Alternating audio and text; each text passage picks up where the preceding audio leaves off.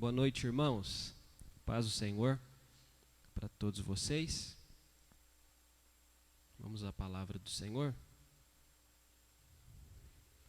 Nós tivemos aqui dificuldade para iniciar o nosso culto. O YouTube não estava apresentando o link para vocês participarem, acompanharem. A transmissão não tinha como começar. E dá para eu fazer duas coisas: ou eu encurto o sermão, ou eu prego tudo aquilo que está anotado. Então eu vou ficar com a segunda opção. Então se prepare aí para a gente terminar o nosso culto um pouco mais tarde, tá bom? Você está na sua casa já sentado no sofá talvez, ou na mesa, né? Quem sabe já jantou. Tá mais fácil, né? Você não está com pressa de ir embora, não vai pegar trânsito. Então dá para a gente seguir normalmente. Amém? Como a Bruna anunciou, hoje a gente inicia uma série denominada Redenção. Serão vários sermões, não me lembro se 8 ou 9 sermões, no livro de Êxodo. Logicamente não dá para a gente pregar capítulo por capítulo, né? Mostrando o que cada versículo expressa, mas é uma tentativa nossa de pelo menos olhar para as partes mais fundamentais, né? Talvez você me escute e fale: pastor, mas tem partes mais fundamentais? Dá para selecionar as que são e as que não são?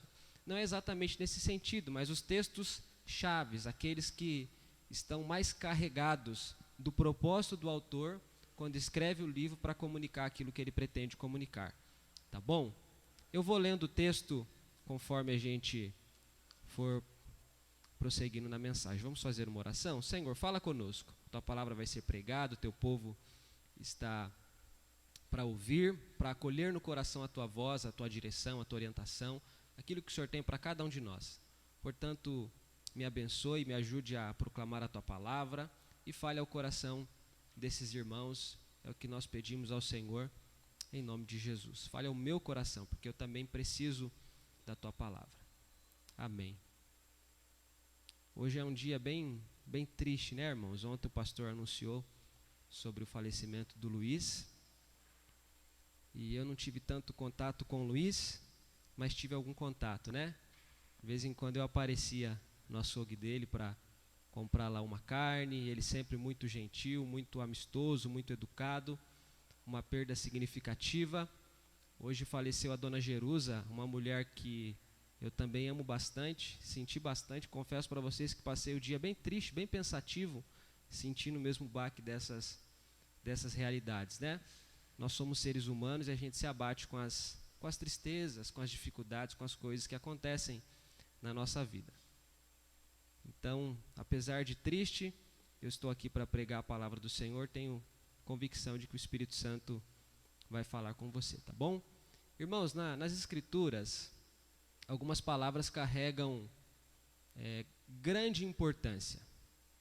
Eu não sei quantas palavras tem na Bíblia, não tenho nem noção para te dizer, mas sem dúvida são milhões de palavras. E várias palavras, elas se repetem ao longo dos livros. Não importa se a gente está lendo o Antigo ou o Novo Testamento. Eu anotei algumas aqui só para situar você. Pecado, essa palavra aparece várias vezes na Bíblia, tanto no Antigo quanto no Novo, desde Gênesis até Apocalipse. Eu não sei dizer quantas vezes essa palavra aparece, mas são inúmeras. Outra palavra que aparece frequentemente é a palavra sacrifício. Uma outra palavra pequenininha, é um monossílabo, né? Uma monossílaba. Fé, essa palavra aparece o tempo todo na Bíblia. Perseverança, santidade, e aí coloca reticências, 3 pontos, porque são inúmeras palavras. Eu tentei elencar aqui apenas algumas para situar você, para te ajudar a entender o que eu estou pensando quando eu falo dessas realidades. Falhar na compreensão dessas palavras é ficar comprometido na compreensão do Evangelho. Se você não entende o que a Bíblia quer dizer com a palavra pecado, com a palavra sacrifício, com a palavra fé, com a palavra perseverança, santidade e etc., tantas outras palavras importantes, você não vai entender o que significa o Evangelho salvífico do Senhor Jesus à disposição de todo aquele que crer. Hoje nós vamos iniciar então essa série, e a palavra que dá o nome dessa série é também uma das palavras fundamentais da Escritura, a palavra redenção. Então a gente vai caminhar um pouco pelo livro de Êxodo, com a tentativa de compreender melhor o que a Bíblia está mostrando para nós a partir de Êxodo acerca desse assunto redenção. Olha que interessante, capítulo 1, a gente vai ler aqui os primeiros 7 versículos. São estes os nomes dos filhos de Israel que entraram com Jacó no Egito, cada um com a sua família: Ruben, Simeão, Levi, Judá, Isacar, Zebulon e Benjamim, Dan, Naphtali, Gade e Asser. Todos os descendentes diretos de Jacó foram 70. José, porém, já estava no Egito. Com o tempo morreram José, todos os seus irmãos e toda aquela geração. Mas os filhos de Israel foram fecundos, aumentaram muito, se multiplicaram e se tornaram extremamente fortes, de maneira que a terra se encheu deles. Eu quero ler inicialmente com vocês esse texto. E a partir desse texto e de alguns outros versículos, eu quero mostrar para vocês aquilo que a palavra está mostrando, como era a vida dos hebreus, como era a vida da descendência de Jacó antes da redenção. Como esse povo vivia, quais situações eles experimentavam, o que acontecia na segunda, na terça, na quarta, na quinta, na sexta, no sábado, no domingo, como que era a vida dessas pessoas, que realidades eles enfrentavam, a vida do povo antes da redenção. A primeira coisa que o texto deixa claro para nós é que esse povo experimentava a fidelidade do Senhor. Antes mesmo de ser redimido, Israel é a forma de falar, né? Porque nesse momento Israel não existe ainda enquanto nação, é apenas um povo que até esse momento não tem sequer legislação. Eles não têm sequer nenhum tipo de estrutura governamental. Por enquanto é um grupo gigante de pessoas que não tem uma terra, que não tem leis para governar a vida social e que não tem liderança. É um monte de gente sem líder, sem um líder oficial. Mas você entende o que eu quero dizer quando eu me refiro a esse povo como Israel. É a descendência do Senhor que a palavra mostra para nós. E mesmo aqui, enquanto eles são aquilo que a gente pode dizer embrião, não é um bebê ainda formado, já pronto para nascer. Vou usar uma metáfora para tentar te ajudar a compreender o que eu quero dizer. É um embrião. Tá muito novinho, você não consegue nem perceber a forma, você não sabe, o embrião você não sabe ainda se é menino, se é menina, você não consegue ter nenhum tipo de noção, é o princípio primário da vida. Israel aqui é como que um embrião, é um embrião que já tem toda uma potência para se desenvolver, para crescer, e é isso que o texto está mostrando. E nesse período aqui, eles já estão experimentando da fidelidade do Senhor. O texto fala aqui das 12 tribos. Ruben, e aí fala de todos os filhos até José. Benjamim, na verdade, que é o caçula. Versículo 6. Com o tempo morreram, todos eles. Versículo 7. É um versículo fundamental. Mas os filhos de Israel foram fecundos, aumentaram muito, se multiplicaram, se tornaram extremamente fortes, e a terra se encheu deles. Qual que é o livro que está antes de Êxodo, irmãos? É o livro de Gênesis. O que Gênesis fala? Gênesis fala da criação. Deus cria todas as coisas com perfeição, a terra, o homem, a vegetação, os animais, os luminares, todo o universo, todas as coisas criadas foram feitas pela palavra poderosa do Senhor.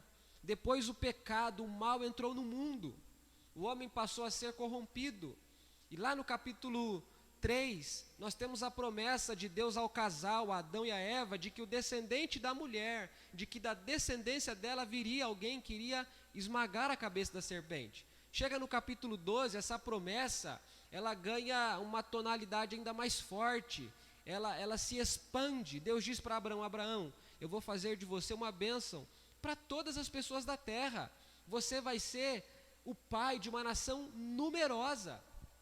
É isso que significa o nome Abraão, pai de nações, pai de multidões. E aqui o versículo 7 diz que eles foram fecundos, eles, de fato, aumentaram. O povo cresceu e se tornou extremamente forte. Olha as palavras que aparecem no texto: fecundo, aumentaram e se tornaram fortes. Perceba, não tem ainda uma liderança, não tem legislação, eles não têm geografia ainda, mas já é um povo fecundo, já é um povo que aumentou e já é um povo extremamente forte. Olha o que diz o capítulo 12, versículo 37. Assim, os filhos de Israel partiram de Ramsés para Sucote. Presta atenção nessa parte agora. Eram cerca de 600.000 a pé, somente homens, sem contar mulheres e crianças. Olha o tamanho desse povo que era fecundo, que era forte, que era numeroso. Era 600.000 homens. E aqui são 600.000 homens que sabem empunhar espada se for necessário. É gente que tem capacidade de lutar uma guerra, caso haja guerras e batalhas. Menores de idade, idosos, mulheres, crianças, não constam aqui. É possivelmente aí 1,5 milhão, 2 milhões de pessoas, ou talvez um pouco mais. É um povo grande, é um povo fecundo. O que o autor está mostrando, irmãos? Que mesmo antes da redenção, esse povo já experimenta a fidelidade do Senhor. Deus prometeu a Abraão, disse a Abraão: seu povo vai ser numeroso, vai ser fecundo, vocês vão crescer. Você conhece o texto de Gênesis capítulo 12, você conhece o texto de Gênesis capítulo 15, quando Deus diz para Abraão: Abraão, sai da sua tenda, dá uma olhada para os céus, conte as estrelas, se é que você é capaz. Conte a areia da praia, os grãos da areia, se é que você é capaz. A resposta Abraão já tinha, você e eu temos, e qualquer pessoa tem. Eu não sei contar as estrelas, e eu não tenho capacidade de contar os grãos de areia. Pois é, Abraão, assim será a sua descendência, numerosa como as estrelas, numerosa como os grãos da areia. Gênesis termina falando de que o Senhor está caminhando com o seu povo e está cumprindo, pouco a pouco, sem pressa, as suas promessas.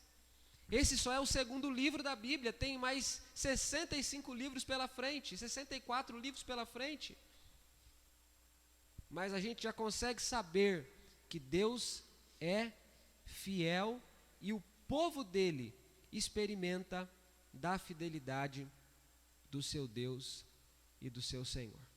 Pastor, mas que coisa básica que o senhor está dizendo. Pensei que o senhor ia falar coisa extraordinária. Não dá para dizer outra coisa talvez mais extraordinária do que essa. O que o texto está mostrando, irmãos, é que o caráter de Deus é firme, é seguro.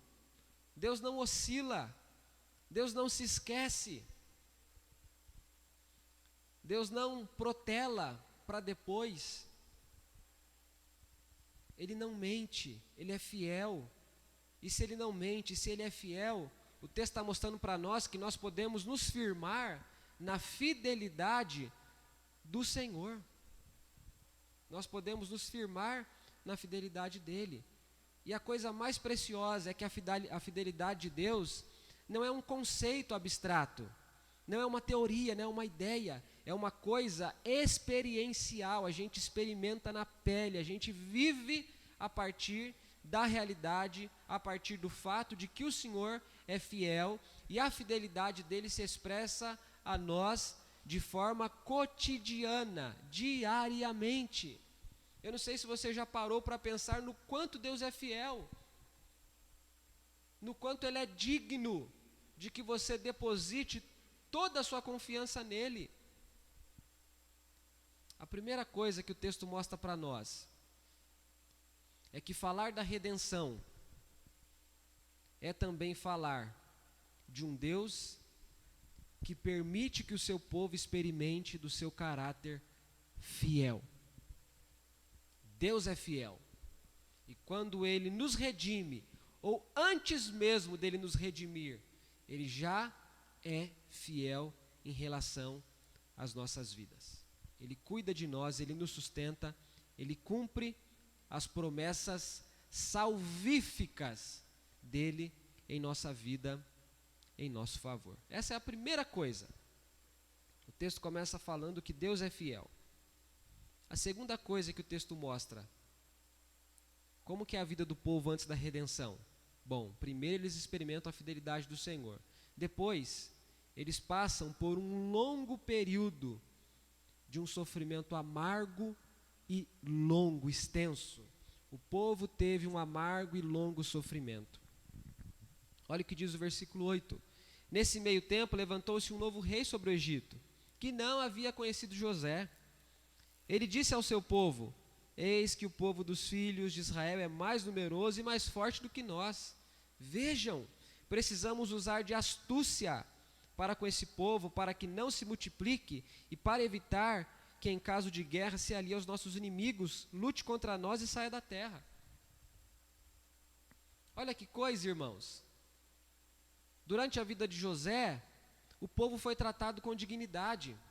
Se você já leu com atenção os últimos capítulos de Gênesis, você deve se lembrar de que quando José se revela aos seus irmãos, ele chora, ele conversa com os irmãos, eles se abraçam e ele manda os irmãos ir até Canaã para buscar Jacó. E todas as famílias que ficaram lá, as esposas, os filhos, as filhas. E então vem uma caravana gigante. O texto chega a dizer que o faraó mandou carruagens egípcias para trazer o povo. E Jacó veio então com toda a sua descendência, todos os filhos, as noras, os netos, as concubinas. E o faraó trata bem aquele povo.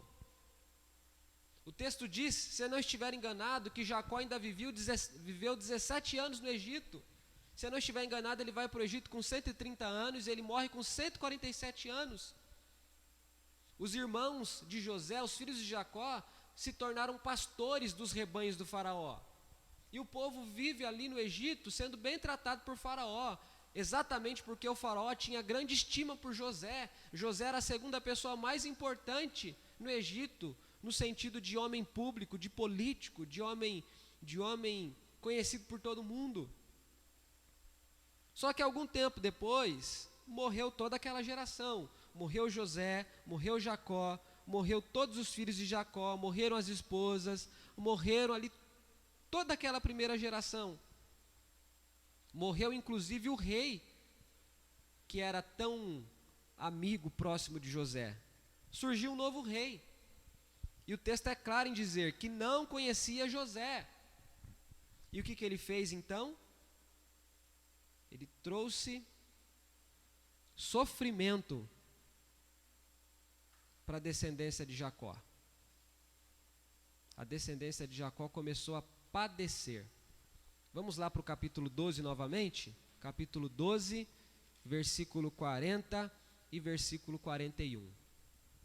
Ora, o tempo que os filhos de Israel habitaram no Egito foi de 430 anos. Aconteceu que ao final dos 430 anos, nesse mesmo dia, todos os exércitos do Senhor saíram da terra do Egito. 430 anos. Chegou no Egito 70 pessoas. 430 anos depois, eram 600 mil homens, fora mulheres e crianças, idosos, menores de idade. 430 anos vivendo escravizado. Eu queria mostrar para você aqui algumas coisas que o texto diz. A primeira a gente já leu, o faraó diz assim, a gente precisa ser astuto com esse povo, porque se tiver guerra eles vão se aliar aos nossos inimigos e a gente está enrolado. Depois olha o que diz o versículo 11 do capítulo 1. E os egípcios puseram sobre eles feitores de obras para os afligir com trabalhos pesados. Eles foram afligidos com trabalhos pesados. E assim eles construíram as cidades para Faraó. Versículo 12, mas quanto mais os afligiam, eles se multiplicavam, se espalhavam, de maneira que os egípcios ficavam inquietos. 13, então os egípcios com tirania escravizaram os filhos de Israel e lhes amargaram a vida com dura servidão. Eles tinham que preparar o barro, fabricar tijolos e fazer todo tipo de trabalho no campo. Esse serviço era imposto com tirania. 430 anos, irmãos. Eram pais vendo seus filhos, os seus netos, aqueles que tiveram uma vida mais longa, os seus bisnetos, sofrendo, padecendo, trabalhando, experimentando um tratamento desumano, indigno.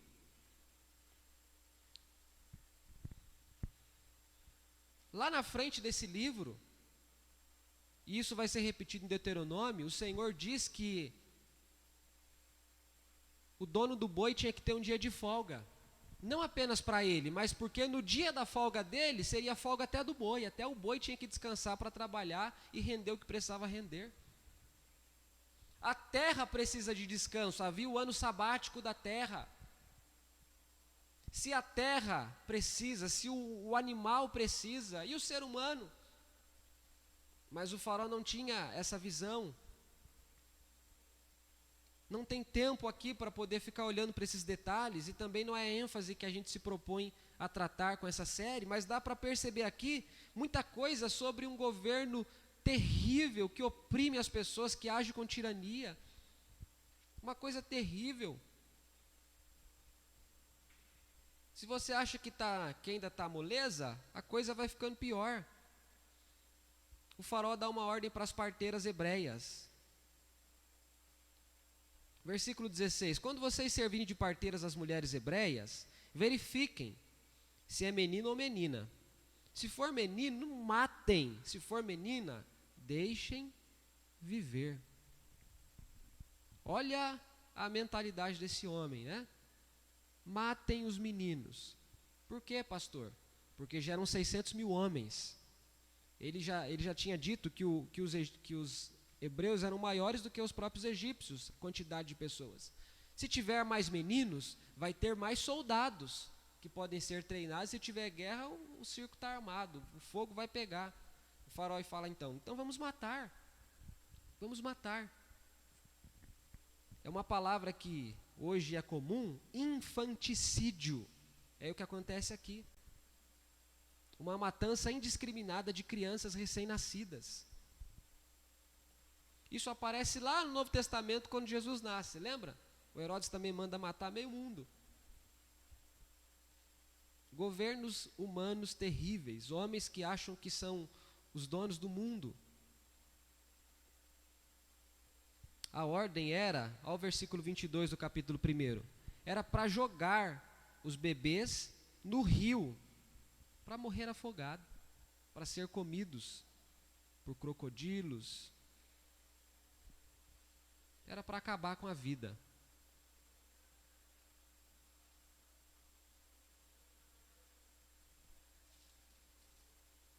Capítulo 5, versículo 16, diz assim.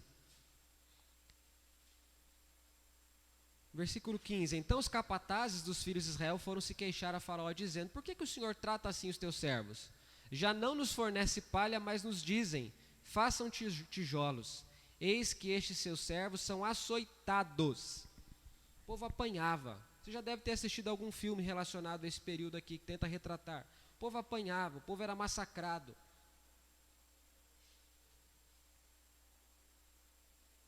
E aí tem um versículo que eu diria para você que é um versículo triste. Capítulo 6, versículo 9. Presta atenção no que esse versículo diz. Desse modo, Moisés falou aos filhos de Israel. Deus tinha falado com Moisés, e Moisés está relatando para o povo que Deus mandou que ele dissesse para o povo. Moisés falou aos filhos de Israel, mas eles não deram ouvidos a Moisés, por causa da angústia de espírito e da dura escravidão. O povo não tinha condições de ouvir o que Moisés estava dizendo. E o autor explica qual que é o motivo. Porque eles estavam angustiados de espírito. E por que eles estavam angustiados de espírito? É porque o time deles tinha perdido o campeonato? Não, é porque eles sofriam dura escravidão. É um sofrimento terrível, irmãos. Eu me lembro aqui desse texto de Mateus 13, a parábola das sementes. Um punhado de semente foi jogado na terra, e o texto diz que ela não frutificou porque ela foi sufocada pelas realidades da vida. E ela não pôde crescer, não pôde frutificar. Lá está falando do evangelho. É claramente, a semente ali é o evangelho. O semeador é aquele que leva a palavra. A terra é o coração. Jesus explica o sentido da parábola. Eu não estou torcendo o texto, mas para você entender, para usar como analogia, é isso que acontece aqui também. As pessoas não acolhem a palavra porque estão amarguradas de espírito, angustiadas de espírito por causa da dura servidão, da dura escravidão. E aí talvez você me escute e fala: pastor, mas aquele Deus fiel que o senhor acabou de falar, cadê ele? Ele sumiu, o que ele está fazendo? Volta lá para Gênesis capítulo 15, versículo 13. Deus está conversando com Abraão. Deus diz assim: então o Senhor lhe disse: fique sabendo com certeza que a sua posteridade será peregrina em terra alheia, será reduzida à escravidão e será afligida durante 400 anos. Mas eu castigarei a nação que os escravizar. Mas eu castigarei a nação que os escravizar. Deus sabia da escravidão? Sabia. Deus ficou sem fazer nada enquanto o povo sofria? Não. Haveria um tempo em que o povo que escravizou o povo de Deus seria punido por conta da impiedade. Eu já disse isso aqui algumas vezes para vocês: Deus é um juiz justo, irmãos. Não dá para burlar o Senhor, não dá para subornar o nosso Senhor, não dá para molhar a mão dele, não dá para fazer nada. Deus, quando diz que A é A, não tem como tornar A B. A para Deus é A, pronto, e acabou. Os egípcios seriam punidos. E lá na frente, o presbítero Jonas, quando for pregar, vai mostrar isso para nós. As pragas foram também juízo do Senhor sobre o Egito, juízo do Senhor sobre o faraó, por conta do que eles fizeram.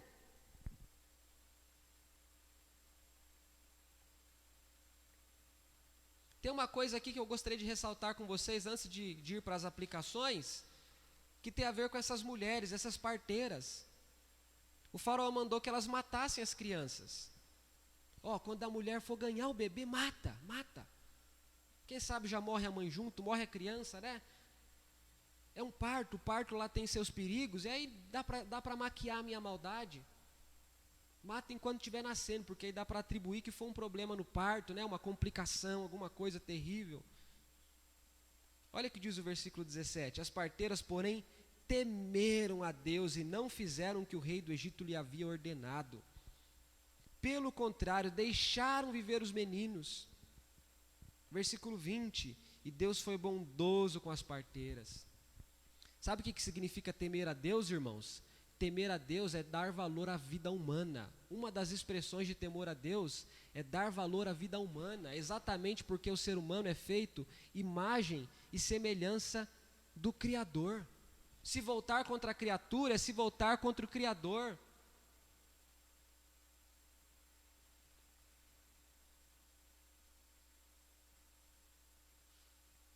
Primeiro o povo experimenta a fidelidade, depois eles passam por um amargo sofrimento, extenso sofrimento de 400 anos, 430 anos.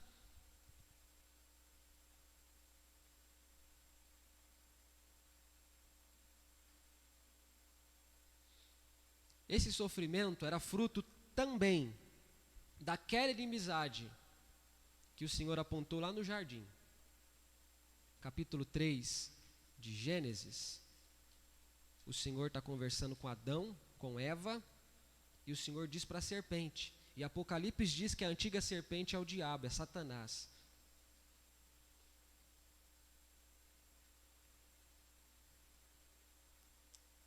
Porém, inimizade entre você e a mulher, entre a sua descendência e o descendente dela. Este lhe ferirá a cabeça e você lhe ferirá o calcanhar.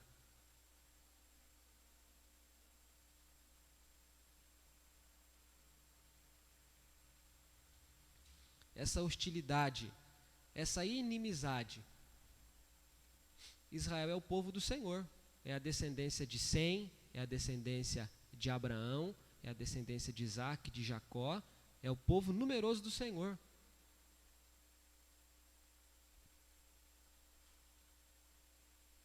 Não se iluda achando que Satanás está distante dessa história. O livro de Crônicas disse que Satanás incitou Davi e colocou no coração de Davi uma ideia de fazer um censo. O que Satanás poderia fazer com o faraó, que é um homem ímpio, que não teme a Deus?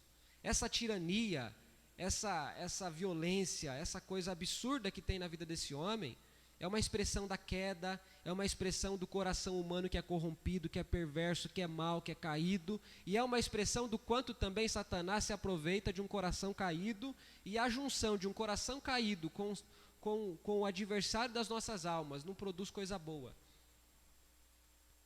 É essa descendência, é essa inimizade. Em toda a história, Satanás, mesmo sabendo que ele já é vencido, ele não se dá por vencido, entre aspas, e ele tenta de todas as formas derrotar o povo do Senhor. Sofrimento aqui que não é apenas relacionado a Satanás, mas é infligido, é causado por pessoas. Opressão, trabalho desumano, infanticídio. Irmão, sofrimento é uma palavra abrangente, há muitas maneiras de se sofrer. A verdade é que o sofrimento é uma coisa real para todas as pessoas. Para todas as pessoas. Há muitas formas de se sofrer, de padecer, de ficar aflito de espírito, angustiado. Temer a Deus, na história das parteiras, significa ser guardião do próximo. Temer a Deus significa ser guardião do próximo. Eu pergunto para você, nessa época tão terrível como a gente está vivendo, você tem sido guardião do seu próximo?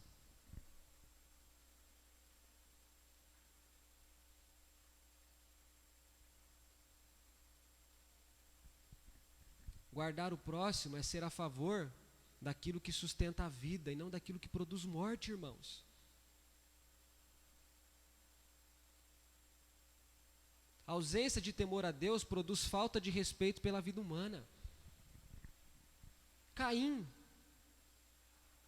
não se importa com Deus, e porque ele não se importa com Deus, ele mata o próprio irmão Abel.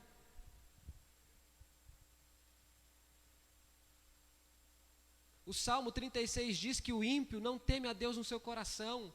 Paulo cita esse salmo lá em Romanos: os seus caminhos são cheios de sangue. Na cama, durante a madrugada, ele maquina o mal, ele inventa formas de fazer maldade, ele maquina, ele arquiteta, ele planeja o mal. Há muito sofrimento à nossa volta. Sempre houve sofrimento na vida humana. Mas os últimos meses, especialmente os últimos 12 meses, o sofrimento atingiu, sem exceção, todas as pessoas, de forma objetiva. É um sofrimento comum. Eu anotei aqui: a gente sofre com os nossos sofrimentos. A gente sofre com os sofrimentos das pessoas que nos cercam. A gente sofre simplesmente por ter medo de sofrer às vezes. E quando tudo isso acontece, pode acontecer conosco aquilo que aconteceu com Israel, lá no versículo 9 do capítulo 6. Eles não puderam ouvir Moisés, porque estavam com o espírito abatido, por conta da dura servidão.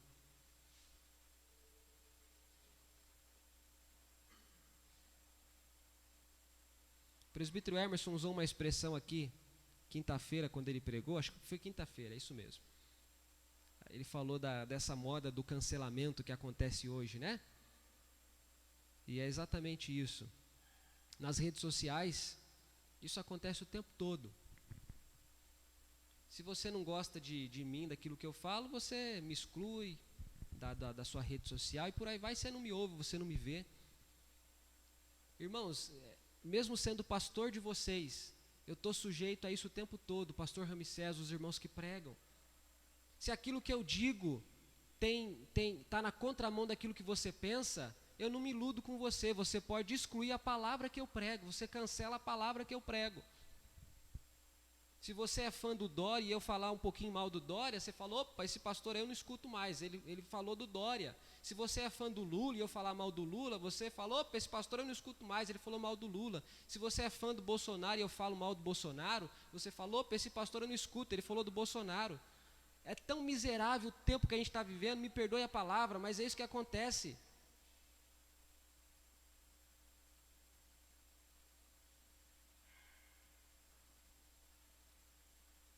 É tanto sofrimento, o nosso coração parece que vai ficando embrutecido, duro.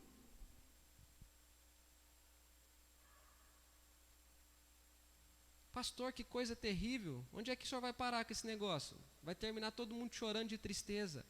Mesmo tudo isso sendo real, o texto mostra que os nossos sofrimentos precisam ser vistos à luz de uma realidade maior, que é a realidade da história da redenção. Olha que coisa maravilhosa, o Espírito Santo preserva essa história para nós, mas por que o Espírito Santo preserva? Porque o Espírito Santo está mostrando que essa história do sofrimento é parte da história da redenção. Irmãos, o sofrimento é uma realidade. Cristo foi um homem de dores, experimentado no sofrimento. Os apóstolos padeceram, sofreram, perderam a vida, passaram fome, sofreram chibatadas, açoites, prisões. No decorrer da história da igreja, as pessoas têm padecido, morrido por conta da fé.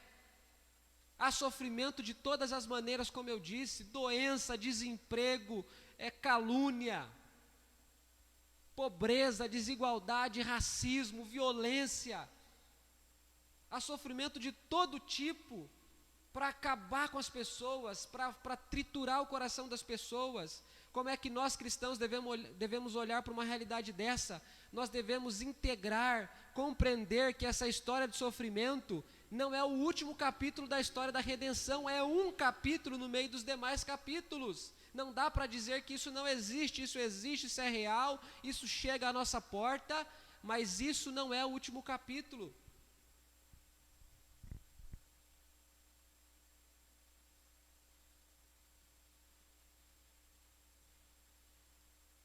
Ainda a morte não chegou na minha casa, na minha família, nessa doença terrível.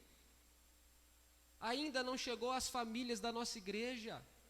Mas qual de nós podemos afirmar que isso não vai acontecer, irmãos? Qual de nós não será atingido especialmente por esse mal que assola milhares de pessoas? Outras expressões de sofrimento.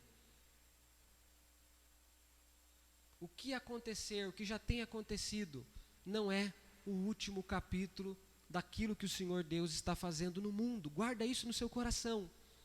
Guarda isso no seu coração. A primeira coisa que o texto mostra é que antes da redenção, o Senhor já havia mostrado fidelidade. O povo estava sofrendo amargamente. Vou ler do jeito que eu escrevi. A terceira coisa, de repente, o povo foi ouvido por um Deus misericordioso. De repente, o povo foi ouvido por um Deus misericordioso. Capítulo 2.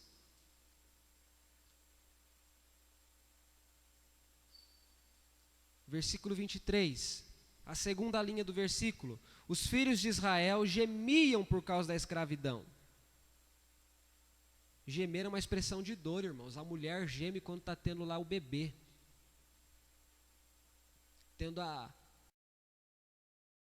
Para esse rumo, para essa direção, para mostrar a redenção. Aqui é a redenção de uma nação, aqui é a redenção de um povo, aqui é a redenção de pessoas que estão sendo escravizadas. Mas tudo isso vai ganhando sentido conforme o texto bíblico vai sendo registrado e conforme a gente vai lendo, aprendendo com essas histórias. Deus não é surdo, Deus não é cego. Ele viu a situação do seu povo e ele agiu para libertá-los. A conexão deu uma travada, depois você pode acompanhar no Spotify, no Deezer, né? Lá tem só o áudio. Você consegue perder depois a parte que você não escutou por conta da nossa internet, né? A internet oscilou bastante aqui, vocês perderam uma parte daquilo que eu disse. Mas eu estou falando do terceiro aspecto do texto, quando de repente o povo foi ouvido por um Deus misericordioso. Deus não é surdo, Deus não é cego, Ele age para libertar as pessoas. Presta atenção no que eu vou dizer, irmãos, me ouça. Você e eu podemos até perder a percepção de que Deus está agindo no mundo, mas isso não é o mesmo que dizer que Ele não está agindo no mundo. Você pode perder a percepção de que Ele está agindo, mas isso não quer dizer que de fato Ele não está agindo. A sua percepção pode estar inexata por causa da dor, por causa do sofrimento, mas não é a mesma coisa que dizer que Deus não está fazendo nada. Houve juízo para o Egito, houve juízo para o faraó. Talvez você lê esses textos e fala, pastor, mas que Deus cruel, parece que é verdade o que o povo diz, o Deus do Antigo Testamento é terrível. Não, não tem Deus do Antigo e do Novo, é um Deus só. Se você tiver dificuldade com esse texto aqui, então você vai ter mais dificuldade ainda com aquilo que a Bíblia chama de juízo final, quando haverá punição para o ímpio pecador que não se arrependeu dos pecados. Se você tem dificuldade com histórias como essas, então você vai ter dificuldade demais com o juízo final, quando todos os homens, todas as mulheres estarão perante o Senhor para dar conta das suas obras. Hoje no mundo tem 7 bilhões de pessoas. Você tem noção do que é reunir todas as pessoas que já nasceram? Não tem noção para dizer para vocês. Não vou arriscar um número aqui.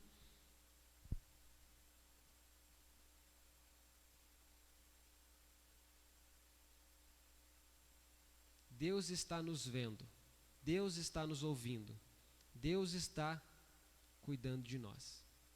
Ainda que haja gemido, sofrimento, dor, espírito angustiado, abatimento, ainda que haja tudo isso, Deus está nos ouvindo. Amém, irmãos? Hoje aconteceu comigo uma das coisas que dificilmente acontece. Era 4h10 da manhã, o missionário Eduardo me mandou uma mensagem, e o celular apitou e eu acordei com a mensagem do missionário Eduardo. Quando foi umas 4h30 mais ou menos, eu ainda nem tinha dormido novamente, estava naquele stand-by que a gente fica assim, meio dormindo, meio acordado. Recebi a ligação da Andréia. Pastor, minha mãe faleceu. Eu perdi o sono, eu não consegui dormir. Hoje eu acordei 4h30 da manhã e não dormi mais. Aéreo, a hora que eu recebi a notícia, eu estava meio aéreo, demorou uns segundos para eu captar a mensagem. Depois eu chorei de tristeza, porque é o que eu disse para vocês no começo, a senhora era uma senhora que eu amava bastante. Quando eu estava em Sorocaba e meus pais aqui já pastoreando vocês, quantas vezes eu fui na casa daquele casal que não eram cristãos, eram católicos, não eram cristãos protestantes, quantos cafés, quanta janta, quanto almoço, quanta conversa, quanto conselho eles nos deram, como é que cuidava da Eloá, das cólicas, disso, daquilo, do João. Quantas horas eu passei ao lado daquela família, sendo acolhido por eles, sabendo de uma morte assim, numa situação terrível como essa, irmãos, tristeza. Hoje me deu uma tristeza terrível, lembrando da realidade. Talvez você me escute e fala, pastor, mas que coisa, o senhor não pode falar um negócio desse? Como que eu não posso falar? O que a gente faz numa época dessa, irmãos? O que a gente faz? Precisamos buscar no Senhor força para entender que esse capítulo da história amarga que a gente está vivendo é um dos capítulos no restante dos demais. Isso vai nos impedir de sorrir? Não quando é a hora de sorrir, agora é hora disso. O Senhor se envolve conosco. Há um hino que a gente canta que diz: és Deus de perto e também de longe. O Senhor é assim.